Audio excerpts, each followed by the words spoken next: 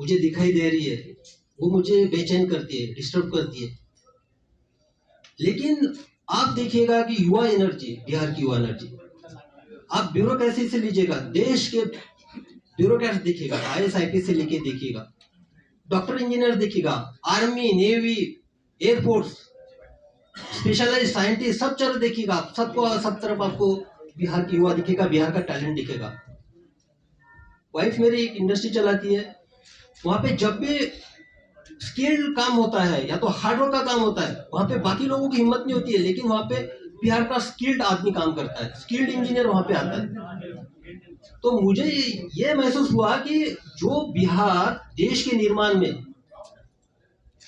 देश के भविष्य में इतना योगदान करता है, हर फील्ड में करता है, बाहर में करता है, लेकिन बिहार के अंदर में क्यों नहीं? बिहार में जो युवाओं का जो सिचुएशन है वो स्टेटस को क्यों है, यानी जैसे थे सिचुएशन में क्यों है? तो मुझे इस सवाल का जवाब खोजना है, इसलिए मुझे लोगों के बीच में जाना है, युवाओं के बीच में जाना है, उनसे मुझे जानना है। और मैं जा इसलिए भी रहा हूं कि मुझे हजारों मैसेजेस आते हैं, युवा जो है मुझे या तो एक प्रेरणा के तौर पे देखते हैं कि रोल मॉडल के तरह के मुझे इस तरह से बनना है, और दूसरा एक उम्मीद भी रखते हैं कि मैं समाज के लिए कुछ करूंगा। तो युवा, तो उनके जो मैसेजेस होते हैं उनका ये बेसिक ये रहता है कि सर हमको आपसे मिलना है, हमको आपको हमारी समस्या बतानी है, हमको हमारे आइडियाज आपसे शेयर करने हैं, हम क्या करना चाहते हैं हमको बताना है। तो मुझे लगा कि मैं तो अभी उसी फील्ड में था, यानी ब्यूरोक्रेसी में था, टेबल के इस पार था। तो टेबल के इस पार अगर बैठ के सुनूंगा तो कोई मतलब नहीं है, तो और उनको बुलाओ मेरे पास, ये भी कोई मैटर नहीं करता है।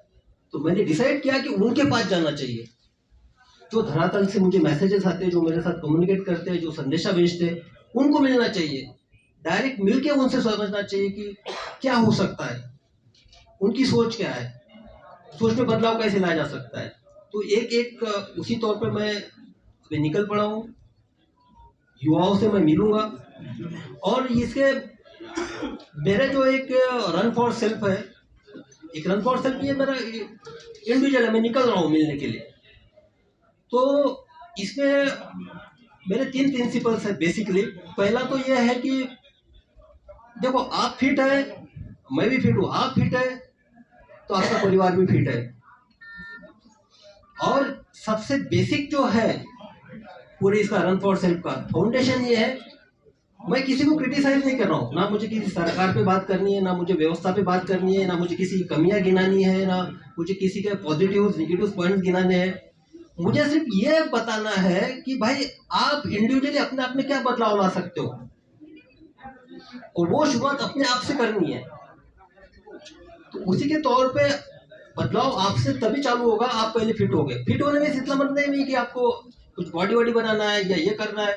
फिटनेस, आप फिजिकली कितने फिट रह सकते हो, मैं भी जो सेवा दे पाया हूँ फिटनेस के तौर पे दे पाया हूँ, एक निरोगी के तौर पे। इसलिए मेरा एक इसका पार्ट ये भी है कि मैं 20 किलोमीटर दौड़ूंगा, जो पूरे बिहार का मेरे सामने एक प्लान है, उसके हिसाब से मैं 20 किलोमीटर एक जगह दौड़ूंगा, बाद में दूसरे डिस्ट्रिक्ट में दौड़ूंगा, हर जिला को मैं टच करूंगा। और उसके साथ दूसरा जो है, आप मेंटली फिट भी होना चाहिए, साइकोलॉजिकली फिटनेस चाहिए यहाँ पे। और जो स्टेटस को की मैं बात कर रहा हूँ, जैसे थी सिचुएशंस की, तो भाई मैंने देखा है आप लोगों में एनर्जी देखी है। मैं जब पटना से ट्रांसफर हो गया था मेरा, why Patna is crying for this cop, एक आर्टिकल छपा था नेशनल लेवल पे, टाइम्स ऑफ इंडिया में, हाहाकार मच गया था, लोग रो रहे थे ट्रांसफर के बाद। और वो लोग कौन थे? वो लड़के थे, स्टूडेंट थे, जो 14 दिन तक 4 या 5 डिग्री सेंटीग्रेड में अपना अनशन पे बैठे थे 9 दिन तक। क्या था उनका? मैंने पासपोर्ट बनाया था या किसी को मैंने केस से निकाला था, उनके लिए मैंने क्या किया था। लेकिन वो मेरे लिए सामने आए थे, उन्होंने अपना एक रजिस्टर दिखाया था कि ट्रांसफर के प्रति। उनके जो आंसू है, वो आंसू मेरी जिम्मेदारी और बढ़ाते हैं। देखो आपका कोई खून का नहीं है, आपका कोई रिश्तेदार नहीं है, आपका कोई सगा सोरा नहीं है, और आपके लिए रो रहा है, तो जिम्मेदारी और आप पे बढ़ती है।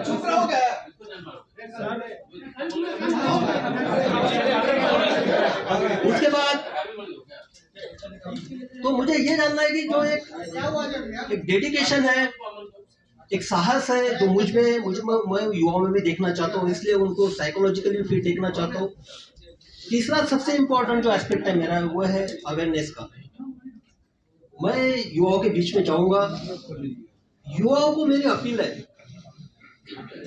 देखिए ये अगर 10 साल हम अपने आप में बदलाव नहीं लाएंगे तो आगे वाली 10 पीढ़ियां हमको माफ नहीं करेंगी। शायद आपको माफ कर देगी, लेकिन मैं जिस इंटेंशन से निकला हूं मुझे लगता है कि मैं तो पाप कर रहा हूं फिर, अगर मैं कुछ नहीं कर पाया तो।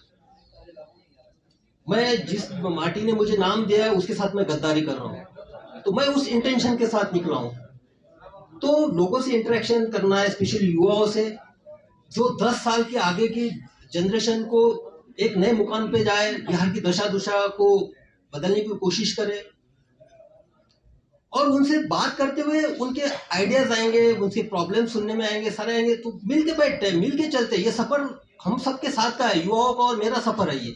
मैं आपके साथ में रहूंगा।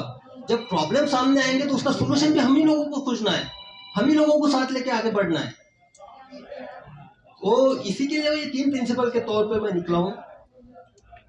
और मेरे कर्म भूमि की शुरुआत मुंगेर से हुई थी, प्रोबेशन पीरियड भी वहाँ पे था, और वहीं से मेरा जो बिहार की जनता ने प्यार और मोहब्बत देने की कोई शुरुआत वहीं से हुई थी। तो मेरा जो शुरुआत होगा 4 तारीख को मुंगेर से होगा। मैं कुछ नहीं